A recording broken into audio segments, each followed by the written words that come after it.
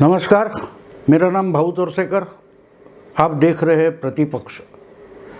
दोस्तों, ममता दीदी यानी ममता बनर्जी जो पश्चिम बंगाल की मुख्यमंत्री है, उनके सामने एक समस्या थी जो उससे पहले महाराष्ट्र के मुख्यमंत्री उद्धव ठाकरे इनके सामने भी थी कि वो तो चीफ मिनिस्टर बन गए लेकिन एमएलए या एमएलसी नहीं थे, तो उनको चीफ मिनिस्टर की शपथ लेने के बाद 6 महीने में एमएलए या एमएलसी होना पड़ता है।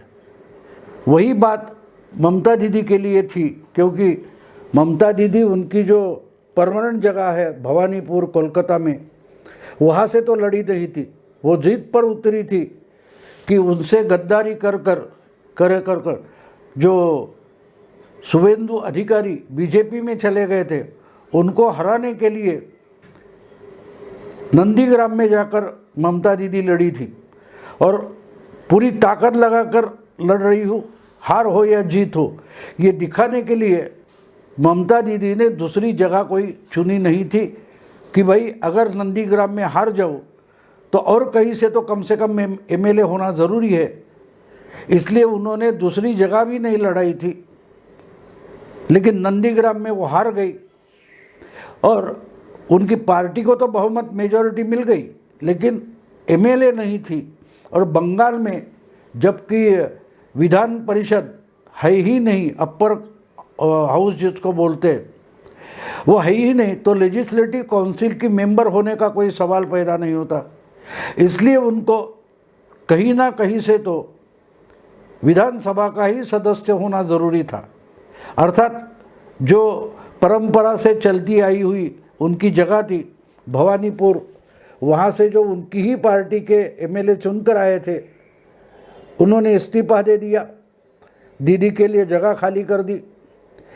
बात इतनी सी थी कि क्या ये चुनाव हो सकता है, क्योंकि आपको मालूम है कि बंगाल का विधानसभा चुनाव शुरू हुआ उसी समय से, यानी जैसे जैसे इलेक्शन का प्रचार आगे चलता गया, वैसे वैसे कोरोना की दूसरी लहर देश भर फैलती गई और एक के बाद बढ़ती गई। बहुत सारे लोग मरे, इसलिए लॉकडाउन ज़रूरी था।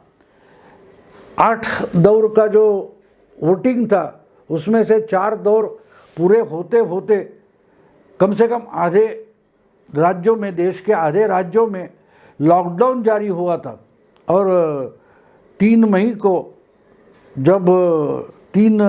को मेरा ख्याल है, जब चुनाव का रिज़ल्ट आने वाला था, वहाँ तक पूरे देश में लॉकडाउन हो गया, लेकिन ममता दीदी मेजॉरिटी लेकर आई और खुद की यानी जहाँ खड़ी थी वहाँ हार गई।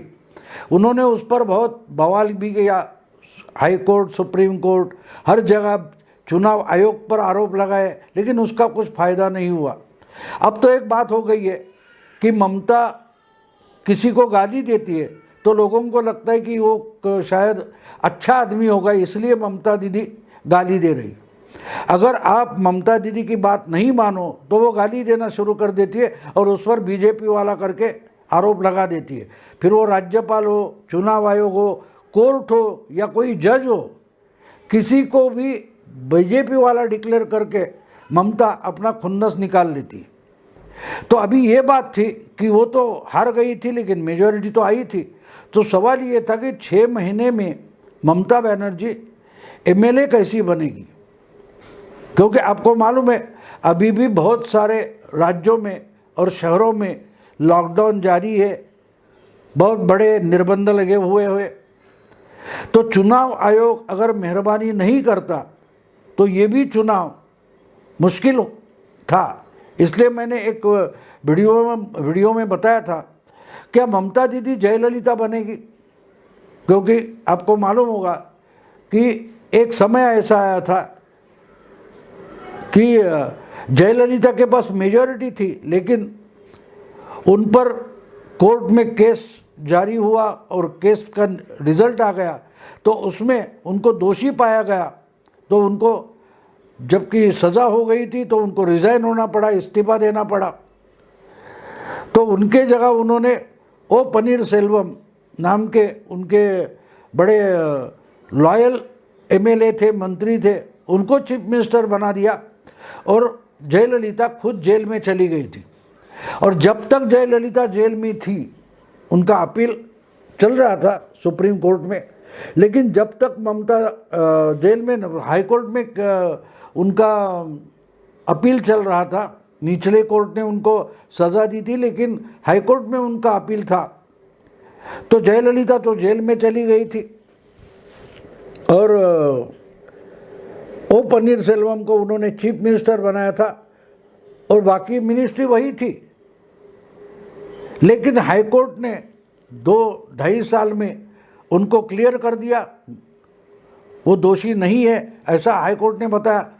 तो जयललिता वापस आ गई और फिर चीफ मिनिस्टर बनी। 1-1.5 साल में चुनाव आ गया, फिर से ममता दी जयललिता ने मेजॉरिटी पाई थी और बीच का टाइम जो था उसमें उन्होंने अपने बड़े लॉयल निष्ठावान ओ पनीर सेल्वम को चीफ मिनिस्टर बनाया था और वो चीफ मिनिस्टर बने, शपथ ले ली उन्होंने और जाके जेल में जयललिता के अम्मा के पैर छुए थे।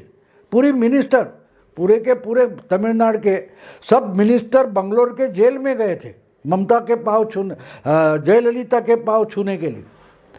तो जेल में बैठकर भी अगर लालू प्रसाद या ममता जयललिता गवर्नमेंट चला सकती है तो ममता के लिए क्या तकलीफ थी। ममता भी शायद चीफ मिनिस्टरशिप छोड़कर अपना कोई लॉयल निष्ठावान उस जगह पर बैठाकर बंगाल का कारोबार चला सकती थी।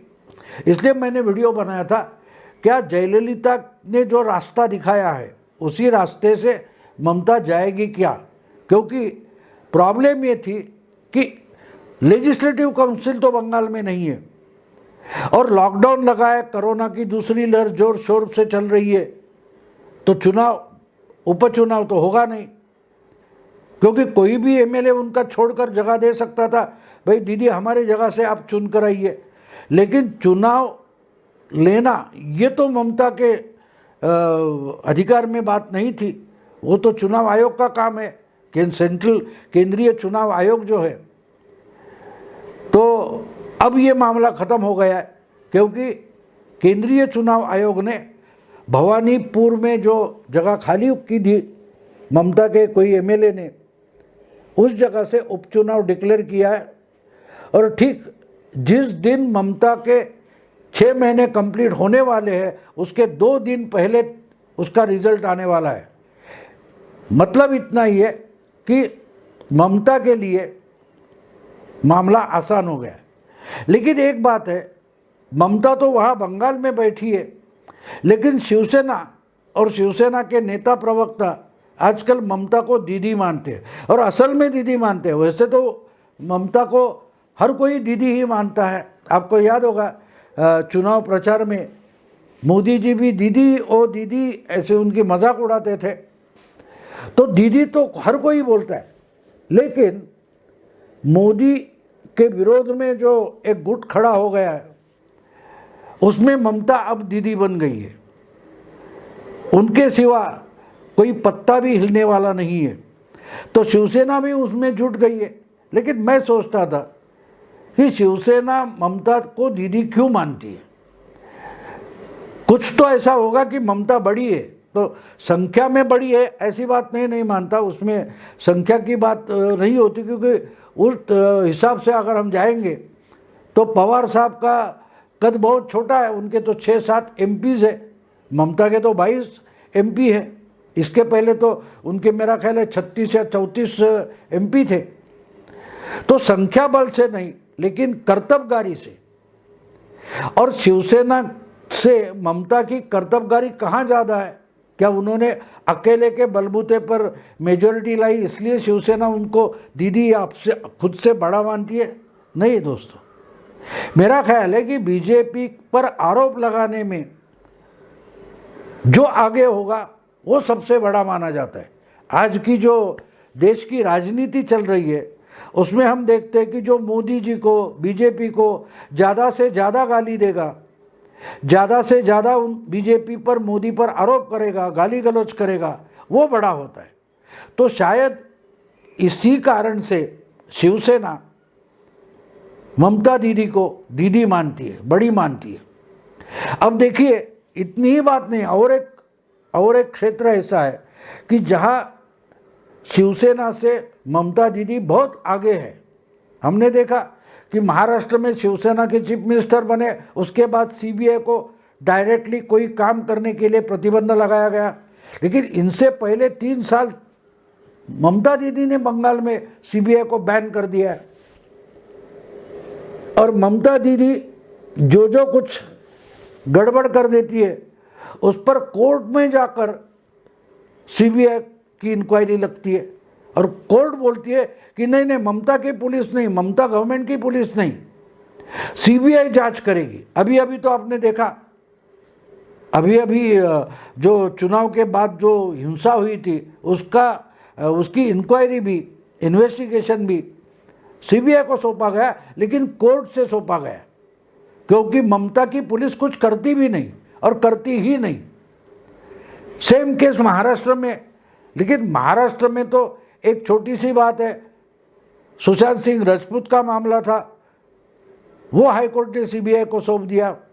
फिर परमवीर का मामला आया, वो सीबीआई को सौंपा गया। 2 ही तो मामले हैं, लेकिन ममता के पास तो कतार लगी हुई है। हर बात पर वो चुनाव आयोग को बोलेगी, एमपीएससी को बोलेगी, हर आप बोलेंगे कि केंद्रीय संस्था है, उसका मतलब वो बीजेपी ही है। इस ढंग से शिवसेना बात करती है, उससे ज़्यादा ममता बात करती है, इसलिए शायद शिवसेना ममता को दीदी मानती होगी। अब आपको हर चीज़ का, सीबीआई का हो या ईडी का हो या सीआरपीएफ का मामला हो, हर चीज़ में बीजेपी का ठप्पा मारना, ये तो ममता की आदत बन गई है। कल परसों एक मामला ऐसा हो गया कि सुप्रीम कोर्ट ने एक अर्जी ममता दीदी ने की थी, और एक पुराना 2004 या 5 साल में जो मामला सुप्रीम कोर्ट ने तय किया है, जिस पर अपना मत दे दिया है, वही फिर से सुनने के लिए ममता दीदी की गवर्नमेंट ने सुप्रीम कोर्ट में एक अर्जी की थी, और उसमें गुस्सा होकर सुप्रीम कोर्ट ने उनको मानो धक्के मारकर निकाल दिया कि ऐसी अर्जी लेकर मत आइए, याचिका लेकर मत आइए, जिस पर पहले से कोई रिजल्ट आया हुआ है, सुप्रीम कोर्ट ने वर्डिक्ट दे दिया है, उस पर बार बार कोर्ट में मत आओ, हमारा टाइम मत खराब करो। ये शब्द सुप्रीम कोर्ट ने ममता सरकार को सुनाए हैं। तो ये तो शिवसेना से आगे चलकर ममता दीदी गई है कि हर बार कोर्ट से थप्पड़ खाना, इसमें शिवसेना जो गवर्नमेंट है महाराष्ट्र में, उससे भी ज़्यादा ममता दीदी आगे है। और शायद इसलिए शिवसेना ममता को दीदी मानती है। मसला ये था कि एक स्टेट गवर्नमेंट होता है, सेंट्रल गवर्नमेंट होता है, लेकिन दोनों अपने अपने तरीके से परस्पर सहकार्य से काम करे, ये तो माना गया है कॉन्स्टिट्यूशन में। लेकिन शिवसेना हो या ममता हो, वो तो मानती नहीं है। तो पंजाब का या किसी भी स्टेट का, महाराष्ट्र का हो या पंजाब का हो या बंगाल का हो या तमिलनाडु का हो, पुलिस प्रमुख जो माना जाता है, डायरेक्टर जनरल ऑफ पुलिस, उसकी जो अपॉइंटमेंट है वो स्टेट गवर्नमेंट ही करेगी। लेकिन स्टेट गवर्नमेंट यूपीएससी, संघ का जो क्या बोलते हैं, यूपीएससी सेवा आयोग है, उससे कंसल्ट करके करेगी, सलाह मशवरा करके करेगी, ये रूल है। और इस पर 2005 में सुप्रीम कोर्ट ने एक वर्डिक्ट दे दिया है।